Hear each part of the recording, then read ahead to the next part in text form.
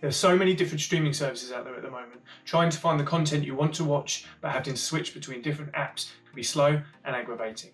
But not now, thanks to Google Chromecast with Google TV.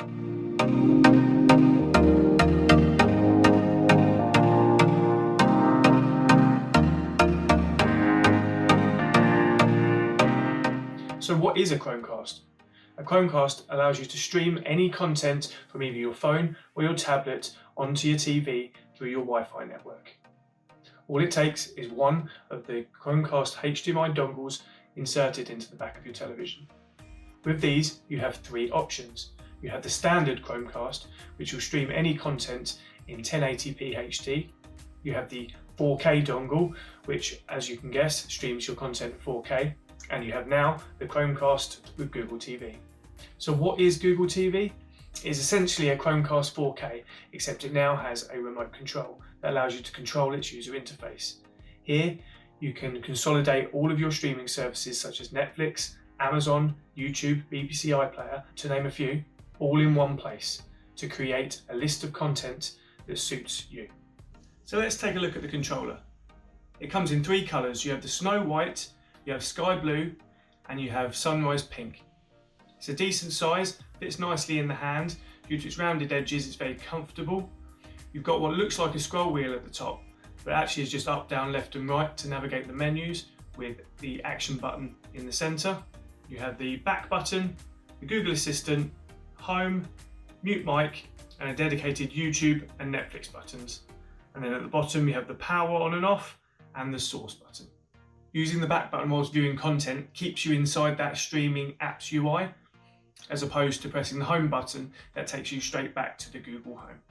You then got the mute mic button, which mutes the mic, and the Google Assistant button, which functions as a regular Google Assistant. You can ask it its questions, as well as controlling your smart home tech and being specific with what shows you want to watch. For example, American Gods. As you can see, it's fairly quick. It responds to your voice very well. It's only if you start getting too complicated with your questions that it can falter, like the usual Google Assistant does. With the dedicated YouTube and Netflix buttons, you can understand why the YouTube one is there, as it's part of Google. Netflix, I don't know why that's there as opposed to the other streaming services. I don't ever use the button. You can't remap it, so use it or don't use it, it's entirely up to you. You can also use the controller as a universal remote. You can use the power on and off button to power off your Google TV as well as your television.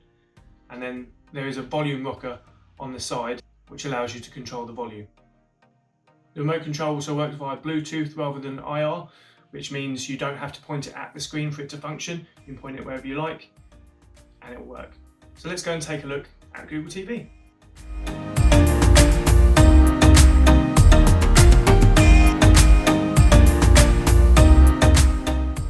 As you saw briefly from that sizzle reel, this is the Google UI.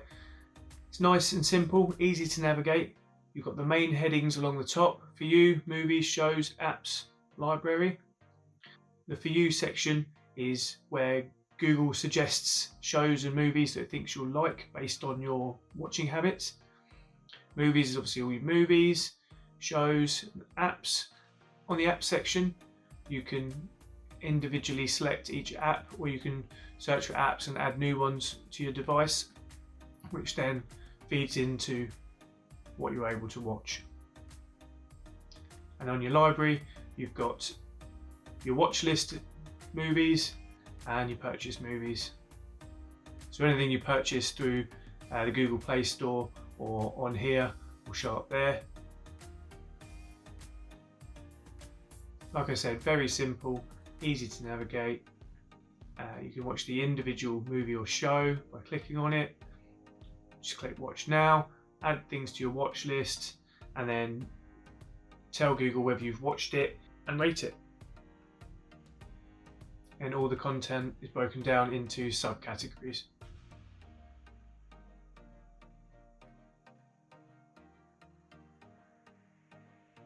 Much easier than a TV UI and much better than flicking through individual apps.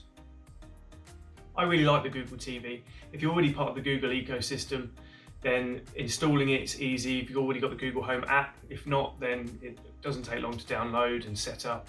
I really like the UI. I think it's reasonably fast. It could be a bit quicker, a bit snappier between menus, but on the whole it's very good and does everything that I want it to do.